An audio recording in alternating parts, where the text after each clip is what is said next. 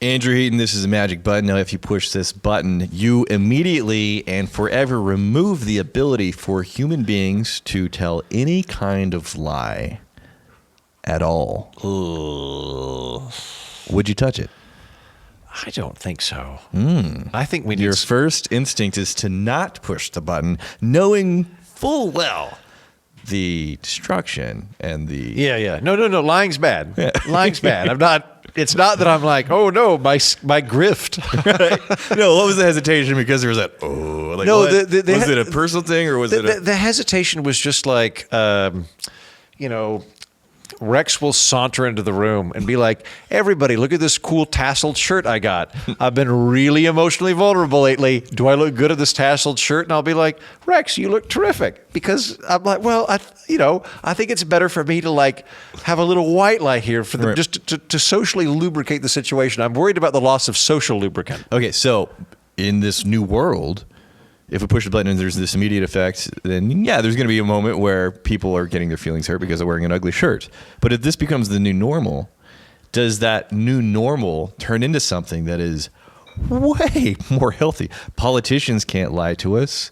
Like relationships that you're investing in, you know immediately out of the gate where things are, where you stand, and yeah, like just lying. So what are we doing? You're a rebound. Yeah. I'm okay with that. Let's go. So I think, yes, the discomfort at first, that would be a thing. But, it's not the end of the world. Okay. Quickest turn ever. Really? My friend Brian. Yeah. Brushwood. Brian Sack, a different Brian. I've got two Brian friends, if not more. Brian Rich. His wife grew up in Poland, and I don't know if this is a Polish thing. I gather it is, that she's just much more blunt. So she'll like go out with her friends, and they'll be like, "Do I look good in this?" She's like, "No, you look fat." And like, but they love her. They love her. I love blunt people because she's just like, it's just established that she's going to be very blunt with you, and it's a very endearing trait. Yeah. So like, whereas I would be like, and it's rare and it's valued. Yeah. People want. Most people, like I know some that like, you just blow smoke on my ass. I'm very insecure. I just need you to tell me things that I want to hear. I don't really get along with those people too well.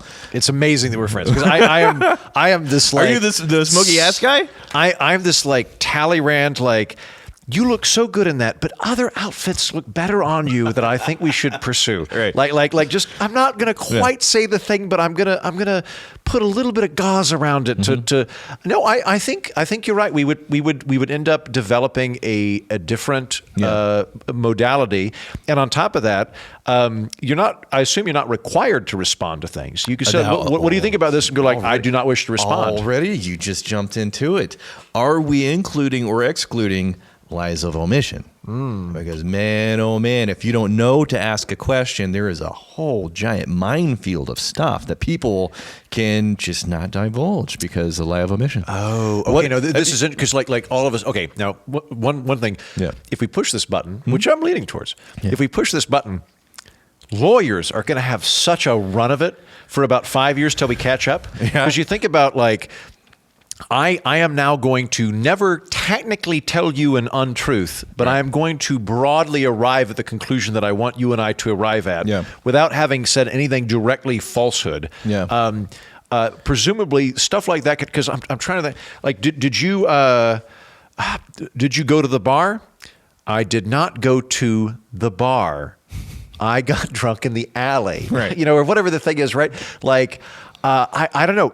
Are we? If we push the button, you have to be forthright and honest, because I think these are two different qualities. Yeah, I think the workaround is somebody could very easily say, "What are you not telling me that you know I should probably know?"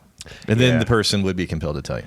Well, I'm even okay with just being able to corner people and them going, I don't want to discuss this any further, right? Like if we're in a court of law, just everybody pleads the sixth. Yeah, and you're like, I plead the fifth. The sixth would be an interesting. It was a plead the fifth. Yeah, plead the fifth. Yeah. But they plead, but like plead the fifth. You're like, oh, okay, there might be some weird gobbledygook, but I'm going to interpret this as there's something incriminating they don't want to talk about. So you want to hold on to lies of omission.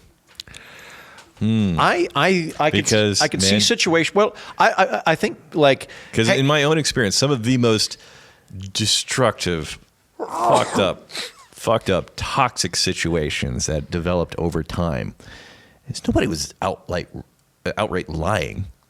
It's just nobody bothered to tell a few key truths So, that were okay, so profoundly now in relevant this to situation where all involved. we push the button, we cannot lie, and we must be forthright. Yeah. I walk into the room and unbidden announce, I "Man, farted." No. Gosh, you look fat in that outfit. You're so unattractive. No one will ever want to have sex with you. No, I don't think I'm going to push it if I have to be. There's a certain level of discretion that ought to be exercised on the things that you are accurately thinking, but do not wish to trumpet to the room. Okay, one, I would, just for the comedic effect alone, It'd be just to sit in a room and watch people come in and make these brutal statements, I would find that personally funny, but it would wear off. It'd be like, all right. Well, I wonder too, okay, let's play around with this. In the same way that I think we're both on board that if you banished lying, we would all probably just develop a new etiquette where it's more acceptable to be blunt. And there's certainly latitude within human cultures for bluntness and forthrightness that varies. So if I didn't like that tie, it's like, what do you think of this tie? Not your best tie. Yeah. Instead of saying, that tie makes you look like an idiot. Well, technically, you could do either one if we're just being honest. But if we want to be forthright, you're now going to say, the tie looks like an idiot. You look like an idiot in that tie. Right. Like, are you stealing ties from Bob Cratchit? Whatever the thing is. Presumably, we'll all develop a thicker skin at that point, right? If we've got this coming in, the amount of unsolicited stuff would increase, and we all just become a little bit better at taking criticism. It may not be the worst thing in the world. Yeah. You know what? I would be like, dude, I would be in heaven. The amount of things I don't get to say just because I know it's uncouth. Is it just that we all have like this kind of, I realize this, strictly speaking, this isn't how Tourette's work, but we all kind of have like a variant of Tourette's where we just say whatever is emotionally salient to us. That doesn't sound okay. There's two different sci-fi speculative fiction shows that I've watched that are pertinent to this. Did you watch the Invention of Lying with Ricky Gervais? It came out about 10 years ago. Whenever I floated this premise to Alex, he works in the studio, is a shooter and editor. He said this movie existed. I hadn't seen it. I watched a clip, and it was him, Ricky Gervais, Louis C.K., and some other person at a bar. And it was, it was okay. I mean, it was just like, my name is Doug. He was like, oh, hey, Doug. He's like, my name's not Doug. Oh, what's your name? So it was one of those things where they weren't really being brutal about it. So no, I haven't seen the movie, but it's not a great movie. Yeah, that's what he said. It's an interesting premise where through some genetic quirk, Ricky Gervais is the first human in this other world who can lie. Yeah. And so he just goes up to a random woman on the street and he goes, NASA just called. We have to have sex or the world ends. And she's like, do we need to do it in the street or do we go to a motel? Right. And they walk to a motel. Then he's like, NASA called, the world's not going to end, we don't have to have sex. At a more benign level, he walks into the bank and goes, hello, I have a checking account here. I have $8 million in it. May I have $8 million? And they're like, of course. Yeah. Like, it's just, it's just filing, right? Overall, it's a fun gimmick. It doesn't really pan out. And then the other bit that I don't like about the film is that the really big, emotional arc moment is where Julia Gardner realizes that she likes Ricky Gervais despite the fact that he's not very attractive, that there's internal qualities that she enjoys about him. Ricky Gervais just wants to stoop her because she's hot. At no point is there and he has say, you're very nice. You're nice and you're hot. And I found that quite shallow. Yeah. A more salient example, and I don't remember the name of this, but there's a film that came out with Daisy Ridley in it where, Daisy Ridley, the protagonist from the latter episodes of Star Wars, she's on some colony ship arriving at some distant world where a group of colonists was dropped off 30 years ago. Yeah. We've had no contact with these people. And she lands on the planet and realizes very quickly that there are no women present that she can discern. And the reason for that is that on this weird planet, there's some energy field that compels all male thoughts to immediately be broadcast. Oh, really? It's not an honesty thing. It's just whatever your internal dialogue is visually and audibly apparent to anybody around you. Oh, wow. So you can't hey guys, cowboy boots, blonde hair. I wonder if I should get groceries. It's all just this constant babble coming out. And it's only the men. Huh? It's only the men. You said male thoughts? It's just male thoughts. Oh, okay. And it like to spoil the film for everybody, you can skip the next 10 seconds if you want to track down the name of this film. I can't remember and go forward. Turns out one of the towns, the men just killed all the women because they did not like having a group of people that could read their thoughts that were not subject to it. But there are other communities where they've just had to deal with this, where the women can keep their stuff to themselves and the men will just like be blah, blah, blah, blah, blah, blah. So like mayor's probably going to be a lady, things like that. But it is an interesting thought experiment, this movie, because it's like it's not merely that you cannot lie, nor that you are more forthright than usual, but you are utterly intellectually incontinent. Any thought you have is immediately apparent to everybody around I think you. that would get really old really quickly. Well, where of you're course. just constantly I don't know about your vominating. head, but my head's just a bunch of asinine bullshit. That's just like 98% of it's just asinine bullshit. If you were having to hear every, you'd shoot 70% yourself. boobs, 10% I'm hungry. Yeah, cheese, dogs, tits, just over and over again in a big loop. That's pretty much what's going through my Okay, head. so it's not, if there's a thought that comes in your head, you have to verbalize it. That would get old really quick. Right. I think if asked, if prompted, then you had to be honest. Okay, so if prompted, so Yes. you're not proactively. No, it's not me walking in your room and saying, that tie is, by the way, I like your tie, but that tie is absolutely horrible. Thanks. It's not that. But if you say, what do you think about my tie? Then yeah, I would be prompted. I would be honest. Right. Okay. So everybody has to be honest, and if prompted, they are forthright. Yeah. I think that's where we're. Supposedly the way that the court of law works whenever you are under oath. Right. You are under oath. You're, honor bound. The whole truth, the whole truth. The truth, the whole truth, and nothing but the truth. Right. Yeah. I think I'm leaning towards this actually, because Okay. the intellectually incontinent thing again. The pablum would be just pass. overwhelming. We would just shoot everybody Yep. until it's just me, so I don't have to listen to everybody's thoughts. Yeah. And if it were forthright right out the gate, Yeah. it would be very irritating. But just whatever question you have to honestly respond. No, I think that'd be for the benefit actually. Yeah. There's a guy that I met here in Austin. There's a group that I hang out with called Thinkers and Drinkers. I go to maybe once a month or so. Yeah. And I don't remember the name Is of it the more thinking or more drinking? I'd say equal parts. Oh, Equal interesting. Parts, Oh, yeah. And they'll just pick a topic and go, what is justice? And then everybody will just discuss it. Invite me to this. I want to see. Absolutely. Yeah. I enjoy drinking and bullshitting. Yeah. So this is Likewise. great for me. I really enjoy this.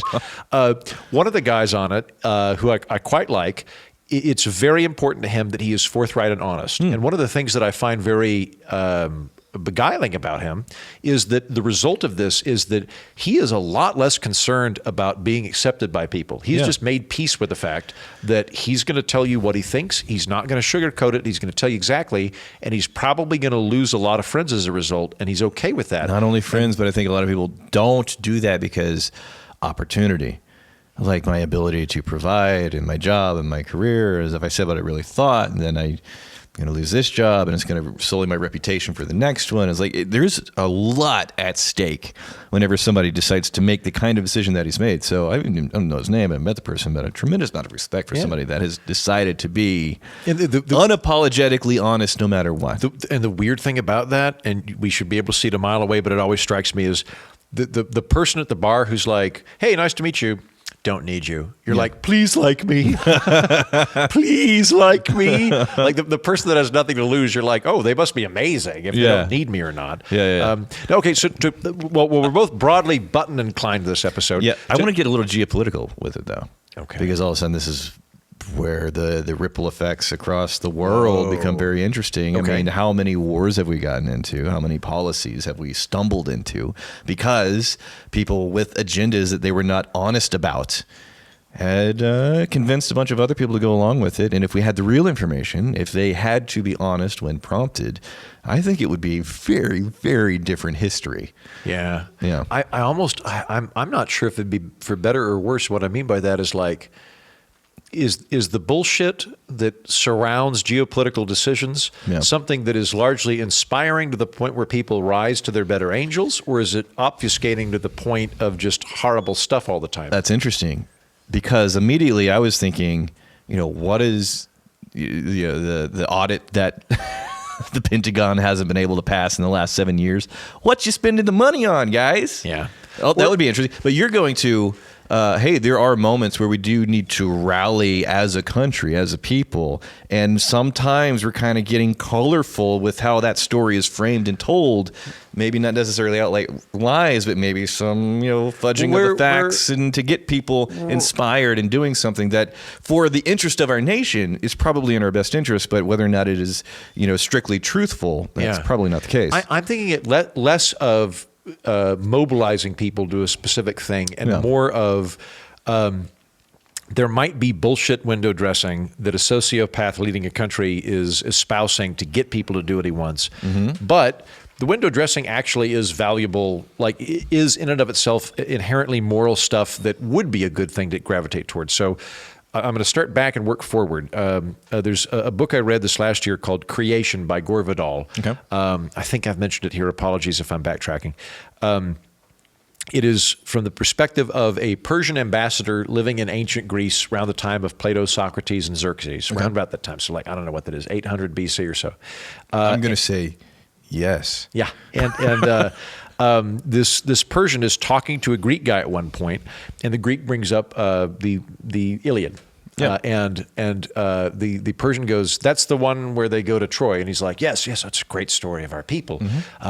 Helen was so beautiful. She was so beautiful that when she went off to Troy, the whole of Greece rallied to the cause of her husband to go and grab her at the gates of the Bosporus and bring her back. The Greek people were moved by beauty and loyalty to go get her. And the Persian goes, you guys have always wanted the Bosporus because it's very valuable. Yeah. It's very valuable. There's lots of land there. There's good land. It's a trading port. And he goes, here's the difference between the Persians and the Greeks, is you guys are just as ambitious and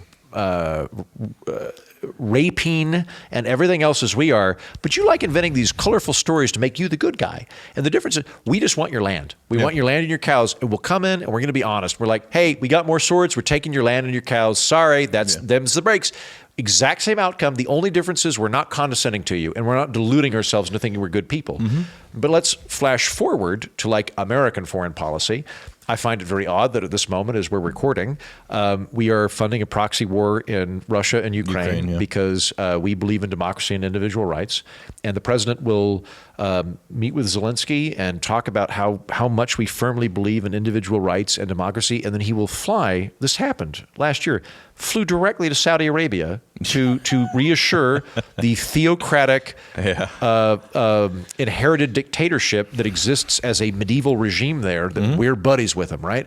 And I'm looking at that going, well, I think American foreign policy doesn't really have to do with the values we espouse on a regular basis because there's sure a whole lot of realpolitik, but at the same time, at the very least, it's wildly inconsistent. It's wildly inconsistent, but I also do see value in those values that are being espoused and might be window dressing by the people in power. I mean, it's kind of getting around this idea of how important is a brand identity to a nation.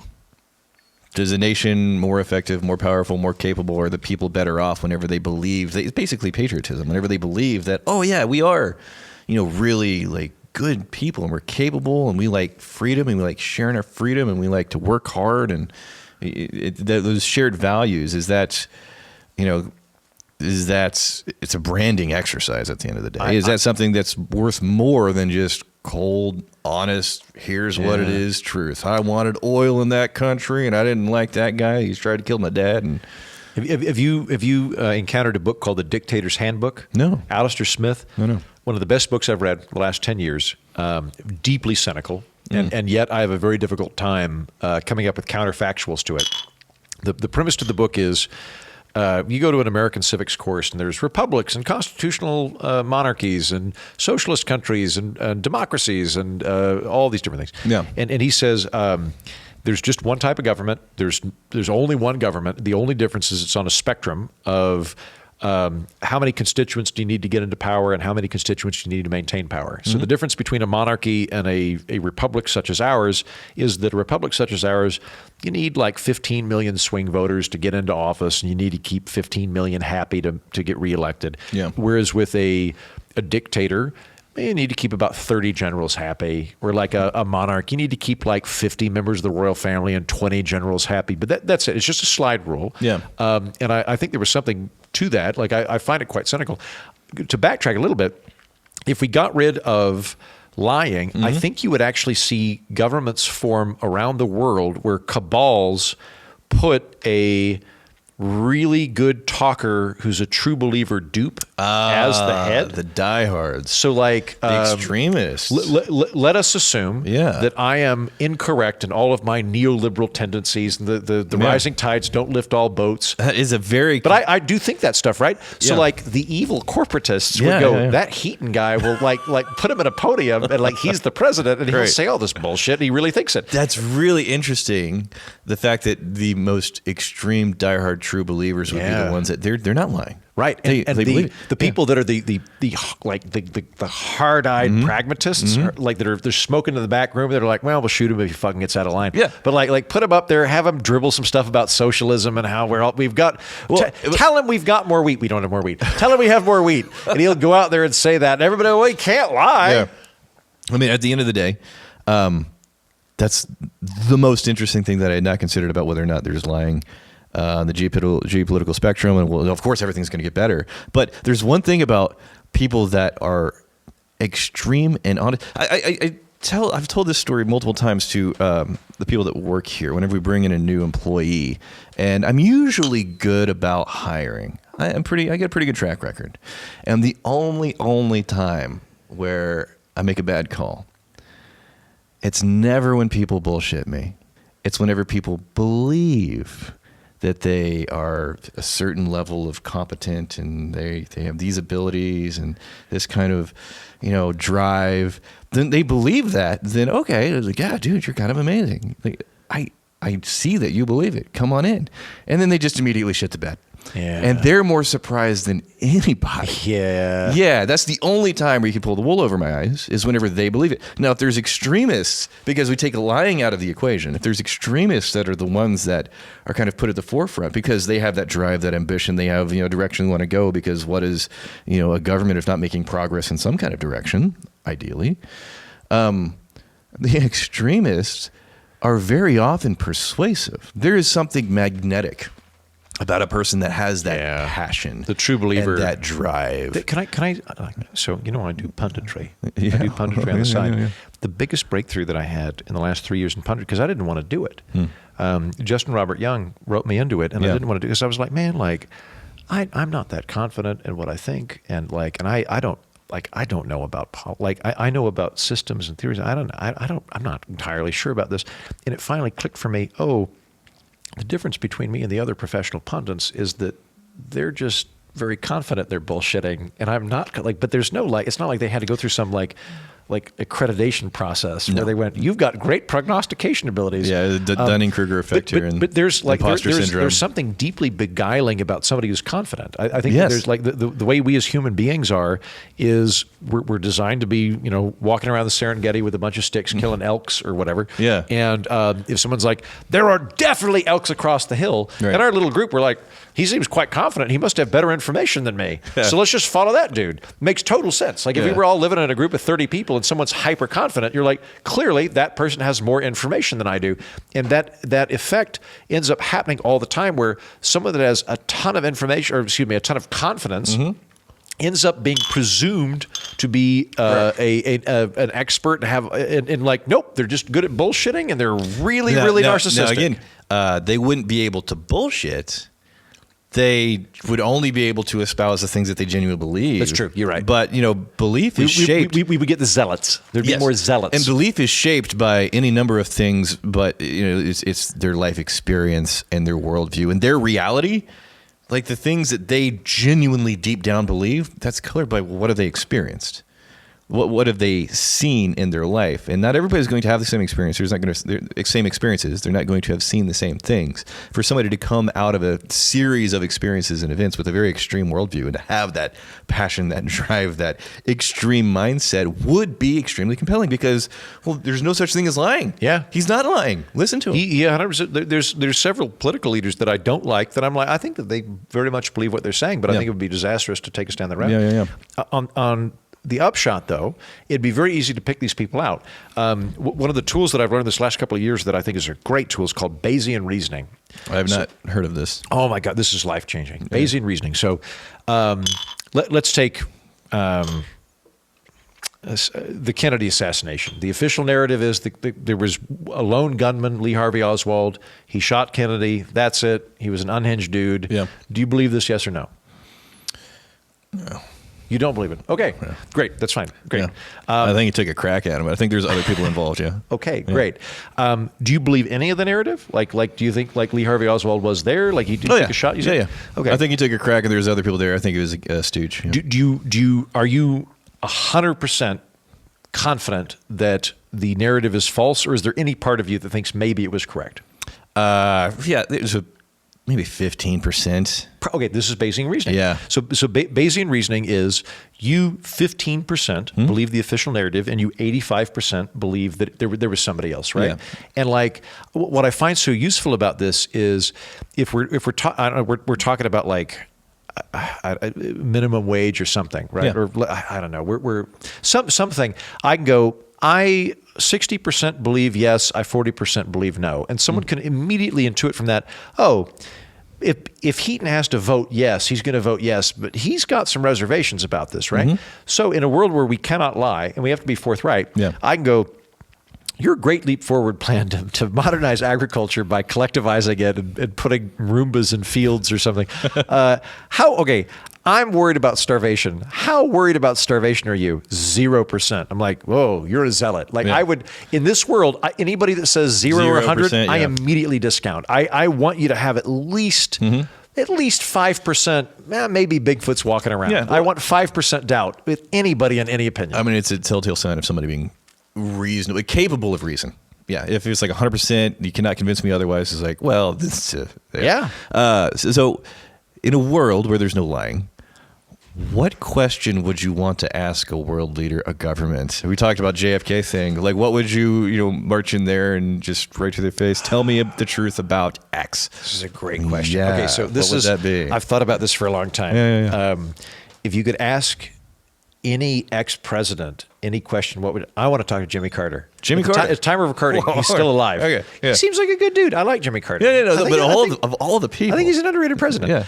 But he's also the oldest living ex-president. Yeah. And what I would want to do, not under our current constructs, but just in general, if you could ask any ex-president any question, you're just having a drink with him, I'd be like, okay, Jimmy Carter, on a scale of 1 to 10, if I knew what you knew, how blown would my mind be? And if Jimmy Carter's like, 3, I'd be like, we gave arms to some country I've never heard of in Africa. Right, but if he's like, 12, I'd be like, they're aliens. Yeah, that was going to be my question. Yeah. It's like, hey, it probably wouldn't even be the president because I think the people that know are siloed away from the executive branch. But I would like people in these positions, most likely in the Pentagon. What's the deal with these things flying around, man? Aliens or no? What's going on? Is this advanced drone system? We got alien technology that was uncovered in the earth. Have we had first contact? What's the deal? And flip side, like some of these the big push that happened with UFOs about 4 years ago. Louis. I can't remember what his name is, but there were 3 or 4 guys that went on the History Channel. Excuse me, they had a show on the History Channel. And they were doing the media rounds. Yeah. And people would go, "So you think they're aliens?" And they'd go, I can't say if they're aliens or not. All I can say is that, we don't know of any technology like this on Earth, which is a bullshit lawyer answer. You'd be like, do you think this is aliens or not? Right. If we push the button, they'd be like, I don't think it's aliens. Are you doing this because you've got a channel or a show on the History Channel? Yes, I'm doing it because of that. Okay. And then you'd be like, all right, so there's some interesting stuff. We can talk about this. Yeah. I kind of like that. You know what I think would happen though? Did we establish, can you plead the 6th in this world? You have to be forthright, but can you say, I don't want to talk about that? I think if you're prompted, you have to talk about it. Okay. Yeah. That's good. I was about to say, otherwise there's going to be like all world leaders would immediately have, I'm not ever answering any question ever, but you have to answer it. Okay, good. No, that'd be. When prompted, you have to answer. It would be very interesting to talk to people about that. I would love to live in this world. You look at let's take any period of history between like 0 AD to like 1980. Or just look at the Middle Ages. Yeah. They're like again and again. It's like, oh no, we had to push out this king because, his claim wasn't as legitimate as It's like, mine. My my claim was nephew. better. Yeah, It's yeah. like, you wanted his land. Got it. That's okay. Yes. And they didn't like the Romans before them would always figure out a way to be like, all right, we're going to invade Gaul because, well, we did a treaty 400 years ago and they looked at it funny. Well, okay, they broke the treaty. Like, but it was like, you just want Gaul. You just want the land. I don't know what social media would look like at that point, though. If it wasn't like a highlight reel of people's lives, right? Gosh, man, I was buying a fire pit for the distillery across the property, and the fire pit person, it's like, hey, we need this fire pit. Do you have it in stock? So now we don't have that one. We have the smaller one. It's like, crap. Well, I need to shoot with it. I was like, oh, it's a production, huh? We can do anything with production. I did the Real Housewives. And she started going on this long series of examples of why she's been involved in these series of cable TV shoots that were all total bullshit. It was almost like a badge of honor. It was like, I know the game. I know how it works. It's all just made up. So I want to know, like, what would social media look like if all of a sudden you're not able to make up these ridiculous premises? Obviously, reality TV would not be a thing at all. But even our favorite creators, I think the stories that they're telling and the Instagram are the filters on Instagram lying? The reality TV would be messed up. I don't watch reality TV, but years ago, a friend of mine, back when I was in college, she was on The Bachelor. Yeah.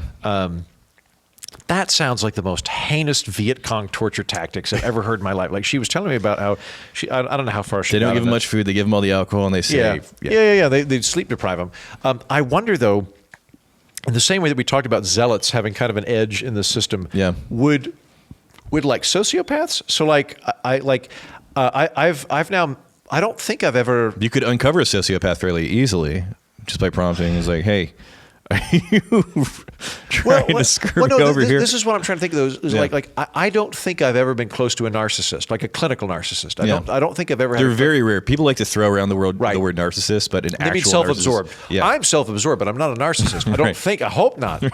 But I've now known a couple of people that like we're married to narcissists, actual real narcissists, like clinical. I mean, as far as I can discern, but would cheat on their spouse regularly, and then their spouse would like uncover their burner phone and then find pornographic evidence of them cheating on them, and the response of their spouse would be, "How dare you invade my privacy?" And like truly believe that they were the aggrieved party. Yeah. But in that instance, like I'm out of my element here, but it seems to me that there might be a subset of people who just engineer reality to fit whatever they want on a daily basis, where they lie, but they're not lying. They're just like, the world is whatever they think it is on a regular basis. Like they'd have a little bit more power. Maybe mental illness has like an advantage. What you're saying. Well, I guess in the same way that like you'd be able to call out people on Bayesian reasoning, I think in a world where we're all honest and forthright, we're also much more on guard for mental illness and just for bad prerequisites of just like how do you see the world and inconsistencies and things. Speaking of seeing the world, circling back briefly, these Instagram, like the filters, like whenever you start putting layers of things to make stuff look, it's no longer representative of what was there originally. Is that lying? Because, man, as somebody that, at one point he has spent some time on the dating apps, I'm sure you've seen the perfect angles and, the filters and whatnot, and you show up as like, you look like a bad version of what I saw on the screen. This is coming back to this Talleyrand that I've got about, because like I was doing a show, I was doing a show a couple of years ago where it was about airbrushing or something, and I was like, this doesn't even make sense to me, because like in an audio space, if I bring a guest on, we are going to make the audio quality sound as good as possible. I'm not going to distort what they said. I would never do that. I would never distort the message they had or the interpretation they had. Sure. But we're absolutely going to increase the bass a little bit. We're going to cut out the noise. Like, I don't want it to be authentic. I want it to be good. I want it to be pristine, right? And so if people are doing that with photos where they're adjusting the contrast slightly to make it the best version of that doesn't really offend my sensibilities. The Talleyrand of me goes, yes, everybody's doing that. Yeah, so like catfishing, for example. Whenever well, that would be lying, would it not? Yeah, well, basically, but here's what the catfish always says.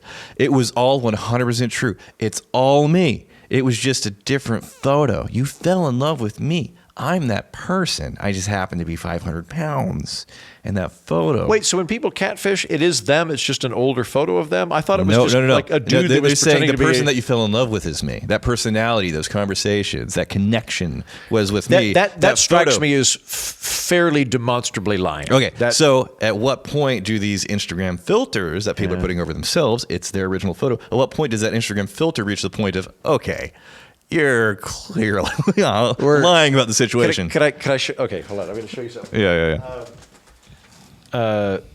This we can cut this out. Apologies for the lag here, but like, did you play around with Lensa at all when that came out about a year ago? No. I did that. So Lensa is this app where you I remember this, but you upload a bunch of photos of yourself, and then it makes you like a cowboy and stuff. Yeah. And I did that, and like most of them are like they're really cool looking, but they're clearly not a real thing. And then one of them, I was like, damn, that's a good photo. And so I just only like, it was whatever real. Whatever I do, whenever I go to like conferences and they're like, we need a photo for your badge. I do that. This that's is a not specimen real. right here. I never took that photo. That's an AI version of me. This is a specimen. Now I'm not putting that on dating apps, mind you. Where's like, that guy? When I go to conferences, though, I'm like, yep, that's my headshot. Or like if somebody's like, oh, this guy's speaking on our thing, I never took that photo. I like the hungover version of that guy. I do look like the hungover version of that. That guy has way more confidence than I've ever had. But I feel like it's close enough that I don't feel that disingenuous. I wouldn't do it on a dating app. So we're going from geopolitical, we're getting into like social media territory. Let's get into relationship territory, because all of a sudden relationships have a very different dynamic. And coming out of an 18-year marriage, there's a lot of things that you don't really, or you're not blunt about, for the sake of just having a good dynamic, a good vibe, and sanity under one roof. So I think relationships, like the interpersonal communications we have between all partners, but I'm just imagining me and my ex-wife, that would be a profoundly different experience. And yeah, what would be your take on, would you look forward to relationships at that point because you wouldn't have to tap dance around, try and uncover and get clues as to what the reality of the situation is? Or would it be something to where, there's things I would prefer not to know? That is really tough. My gut is telling me yes, that I'd prefer that. But I've lived through a lot of stuff where that it didn't work out very well. So like the bit that it appeals to me is, it seems to me that having not been married, that communication is a really important part of relationships, and that vulnerability is a really part of relationships. So when your partner says, what are you worried about? Right. And you say the Jets, and like what you're like, hey, like, here's what I'm worried about. Like, you and I are drifting apart, and I love you, but I don't know that I'm in love with you anymore, and I'm really worried. Like, I feel like that would facilitate a level of vulnerability that would be very healthy. Now flip it a little bit. Yeah. This is where the Talleyrand kicks in. When I was living in New York, I left New York in 2018. I was there in that wonderful period when Trump was elected, from 2016 to 2018. I didn't vote for Trump. In fact, I ended up leaving my job because I didn't want to be at Fox Business when they were all advocating for Trump. I was working for Reason. Man, if you were not a card-carrying Democrat that was like, we settled for Hillary, but we really wanted Bernie, or whatever the thing was, like, you're a bad person. And I was like, well, no, I'm not. First of all, I don't have a problem with whatever your thing is. Like, if you want to be like very democratic, like that's fine. The purity tests are a problem. Yeah, and it was like so like I kind of got to the point where like I would avoid that, and the hope was maybe if you get to know me for like 5 minutes, you'll see that this is kind of a silly thing. Right. Whereas if they I'd go on dates about, who'd you vote for, and I'm like, I voted for Gary Johnson, and they're like, you're a fascist, and then they leave. Oh, good. Like it was like it necessitated some lubricant. So whenever you're working at Fox, was your sense that they are true believers or diehards? They actually genuinely have bought in, or it's like, man, there's some purity tests going on. This is the party line. I need to say this. Were they actually that adamant about, no, this is the one and true path forward, and this is the only right way to think and what you have to believe? I did not think there were that many diehards there. Okay. I think there's a difference between an ideologue and a partisan. An ideologue is a true believer in a thing, right? Yeah. Like, and I put like Ron Paul and Bernie Sanders in that camp. I don't mean ideologue pejoratively. What I mean is like I have a North Star, and I'm trying to get everybody to go to that thing. I think Ron Paul and Bernie Sanders are both there. A partisan is my team. I don't care about the circumstances. So I'm a Republican, and if AOC somehow gets the nomination, I will figure out a way to tell you that AOC is a great person. Yeah. I think that the media is likely to attract people that are on the partisan side more than on the ideologue side. There's a mix of everybody there. Yeah. I will say that I'm privy to some of these green room conversations that were happening prior to the ascent of Trump, and there was some people were on board with Trump from the get-go. Yeah. A lot of people were like, "This guy's the death of the Republican Party. He needs to be stopped." And then he took the nomination, and a couple of weeks later, we're like, Yeah, the Never Trumpers just kind of disappeared. He says some, you know what? He makes some interesting points, and there were a lot. And and this, not so much Fox, but just the media sphere in general. I think people that are paid a lot of money to be on camera. My read, having met quite a few of them, being friends with some of them, I think the majority of them, if you went, you can push this button and you can be a movie star, or you can keep doing what you're doing, they would all hit the button. They would very much like to be a movie star. That makes sense to me. Yeah. Circling back to relationships. Do you want that level of just brutal honesty in your relationship? I'll get. I think now, yeah. I think the part of me that was like kind of psychically scarred from that, you are not in the right tribe, therefore you should hang yourself, period, which was very psychologically scarring. Yeah. I think that produced in me a very unhealthy scarcity mindset of, I have so limited options. Well, I guess I just have to hope I can lie to somebody long, or not lie, but restrict the information coming out until they can see. I don't think that was a very good thing, and I suspect that overall it would be much better to just be forthright, get the cards on the table, and move forward. No, I wish this button were real, because my comfort with truth, just the brutal, candid, honest, cold-blooded, just like, let's see what we're dealing with here.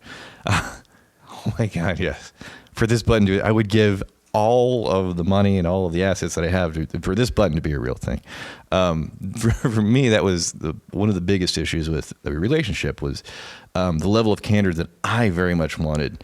Wasn't comfortable with that candor. She needed the nice, pleasant things, even if it's, a little smoky in the ass there. But I'm not. Did it not get better over time? In terms, I would.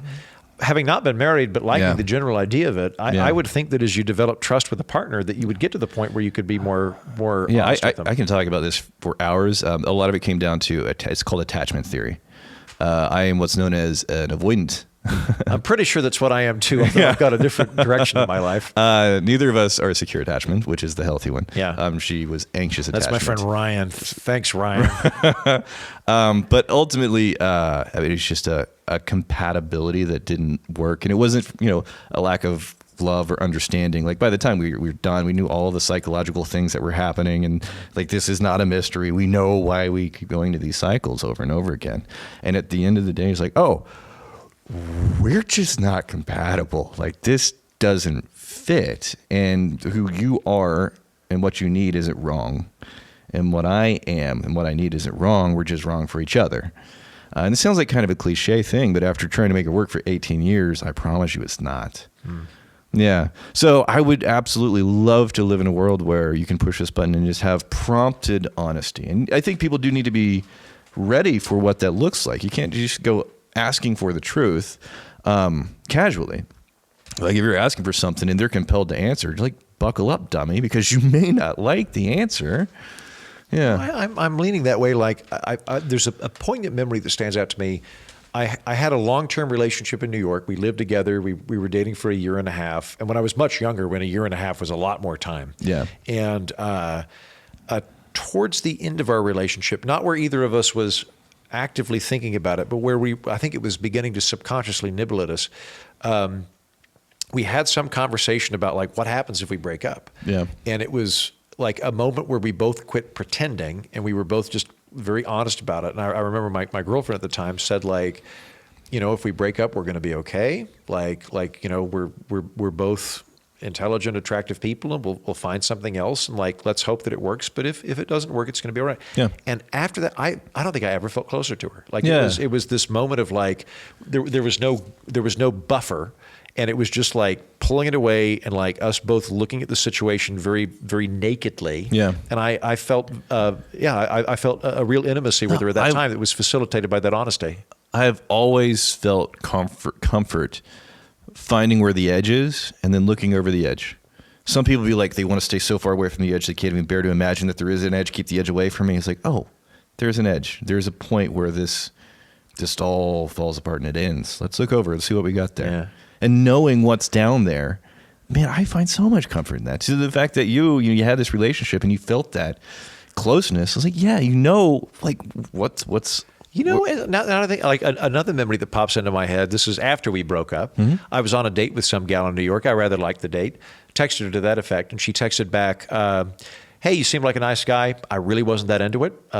Best of luck, but I don't want to follow this up." And Yeah. I felt like very respected. Absolutely. Like it was a very positive. You're not thing where- wasting your time. Yeah, I was like, I took that from that she respected me enough as a person to be honest with me. How screwed up is it for somebody to think, well, the kind thing for me to do is to not be honest with them. The kind thing for me to do is be like, I had a really great time, and I'm going to be busy for a while, Right. and maybe. And let's check back. And in in a the month. meantime, if this is Yeah. something that's like top of mind for you, it's like, oh, she's kind of amazing, and now you're not pursuing other opportunities. You're wasting your time. You're getting emotionally caught up in this possibility that will never be. That seems like the more cruel thing to me than that candor, that honesty. Yeah. All right. I think you're right. The candor thing's pretty good. It's scary as hell. It is. I'm It really, is, I'm but really dude- I'm immediately like, who should I be honest with in my life that I'm currently pulling punches? I'm like, ugh. I think a downstream effect is, a lot of like the more shady shit that I think people do, well, they're like, nobody will ever know. I think we probably keep it a little bit tighter.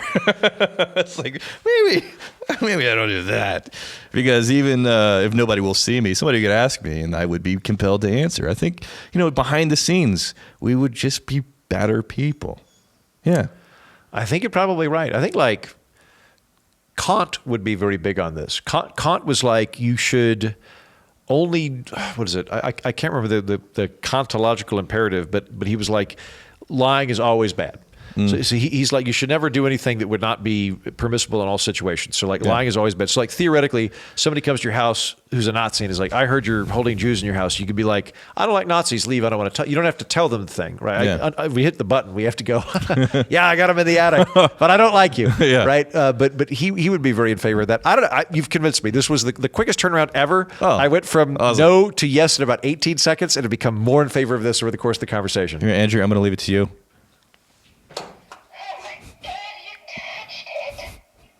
Tell me the truth. Do you like this hoodie? Yeah. All right. Yeah, sure. Not for me, but It for you. works.